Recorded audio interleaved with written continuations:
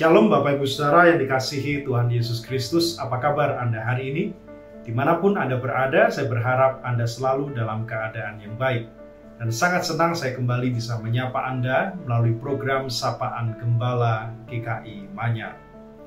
Saudara dikasihi Tuhan, di dalam bacaan leksionari hari ini, Rasul Yohanes mengingatkan umat Allah. Kita bisa membacanya dalam 1 Yohanes pasal 2 ayat yang ke-18.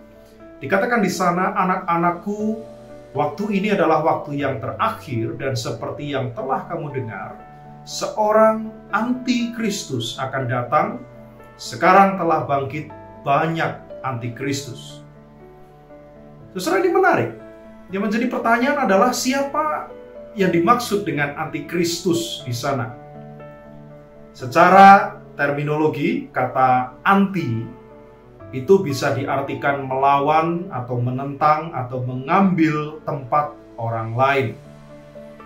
Jadi ketika disebutkan istilah antikristus di sana, ini dapat diartikan sebagai orang yang menentang atau mengambil tempat Kristus di dalam kehidupan umat tebusannya.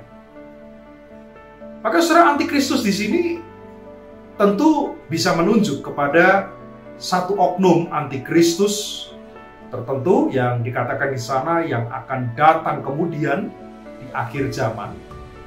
Tetapi sebetulnya saudara, dalam artian yang paling sederhana, antikristus di sana juga bisa dimaknai sebagai mereka yang mengambil tempat atau mengambil posisi Kristus di dalam hidup umatnya. Nah, sampai di sini kita berpikir mungkin antikristus itu adalah orang lain. Orang lain itu bukan kita tentunya, bukan berasal dari kalangan gereja. Dan itu baru nanti terjadi di akhir zaman. Kita tidak tahu siapa yang dimaksud dengan antikristus di sana. Terjadinya masih lama di akhir zaman. Tetapi saudara, mari kita lihat apa yang dikatakan oleh Yohanes di ayat yang ke-19. Tertulis begini, memang mereka berasal dari antara kita, tetapi mereka tidak sungguh-sungguh termasuk pada kita. Nah, saudara, siapa yang dimaksud dengan kita, kata ganti kita di sana?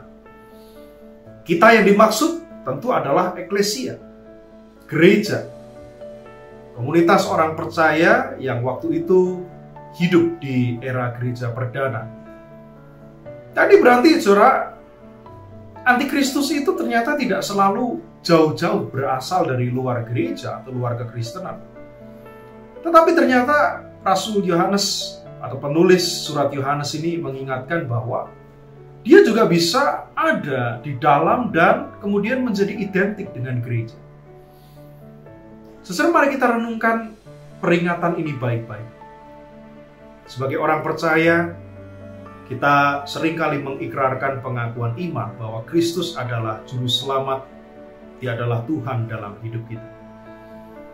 Tapi pertanyaannya adalah, apakah Kristus yang sama juga sudah menjadi Tuhan yang berkuasa atas seluruh aspek kehidupan kita? Apakah di dalam setiap pikiran, tindakan, perkataan, pengambilan keputusan, dan cara kita berelasi, kita sudah benar-benar membiarkan Kristus menempati posisi yang semestinya? Dialah Tuhan, Dialah Tuhan atas seluruh hidup, pikiran, perasaan, kehendak kita. Atau sebaliknya, saudara, kita seringkali mengatakan, ya Tuhan Yesus duduklah saja di tahtamu yang megah, yang tinggi dan mulia itu. Sebab ini hidup saya, ini tubuh saya, ini harta saya, ini milik saya. Maka biarkanlah saya yang berkuasa atas kehidupan saya. Saudara, ketika hal ini terjadi, jangan-jangan tanpa disadari, kita sedang menjadi para antikristus itu. Pertanyaan untuk kita renungkan di sepanjang hari ini adalah, apakah kita sungguh benar-benar sudah membiarkan Kristus menempati posisi yang semestinya dalam hidup kita? Dialah Tuhan, Dialah pemilik, Dia yang berkuasa penuh atas seluruh kehidupan kita. Selamat merenungkannya. Salam.